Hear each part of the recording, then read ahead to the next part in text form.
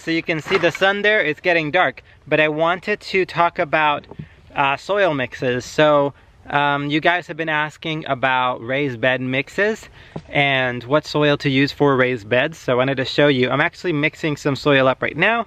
I thought I'd take this opportunity to show you what we mix and what we use. We ran out of soil at the nursery for some of the pots, and it's just not, we only need just a little bit of soil. So I'm mixing some soil. So I wanted to show you guys what we use. So here's the compost that we have at our store. This is the Bloom Easy organic compost. We love this stuff. Ooh, heavy bag. But look how beautiful and rich and black this stuff is. It is absolutely stunning compost. We have used it many times. It is by Humble Acres Farms. And great people, but really good compost. This is the stuff that we got in bulk. And we got it over at our raised beds. So you can see it is beautiful stuff.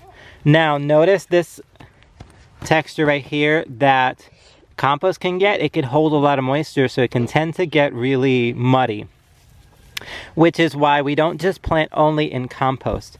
Especially in our situation where we plant everything up in either these pots for the proven winners, or we plant up in the black pots for the vegetables. So right here, I'll show you what these white things are in a second, but that's compost. So what I do is I mix this compost, that one bag, with equal parts peat moss. And this is the organic peat moss we buy.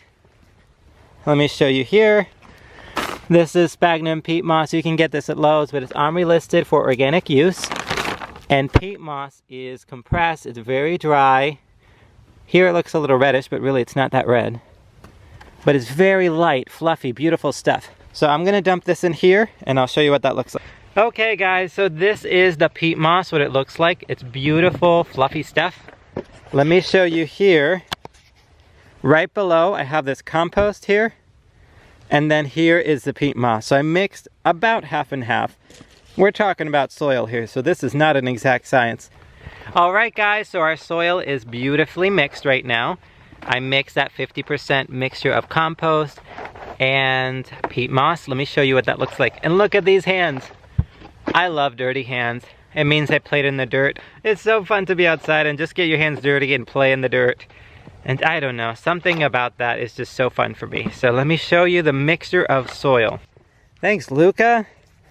So Luca picked up some of the soil here, you can see. This again is that peat moss and compost mixture. I don't know why in the camera it looks a little redder than it is. In person, it's not red. It just looks like beautiful black soil, very crumbly. If you squeeze it, it holds together, but it crumbles apart. This is perfect for a raised bed, or if you use like fabric grow pots, you can grow your veggies, you can grow flowers in this, really anything.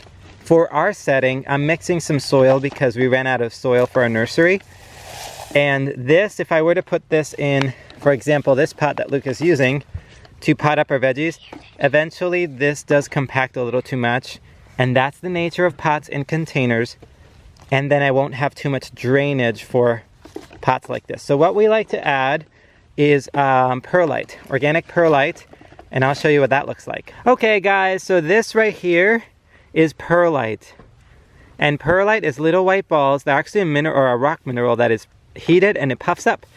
And it's actually organically occurring, so it's considered an organic product. But it's great, and what it does, it helps to give soil drainage.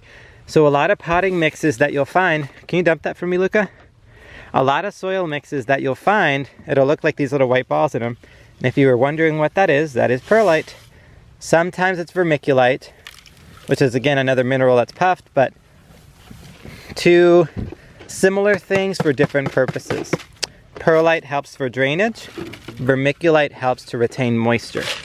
In this case, we need more drainage for our containers, so we add perlite.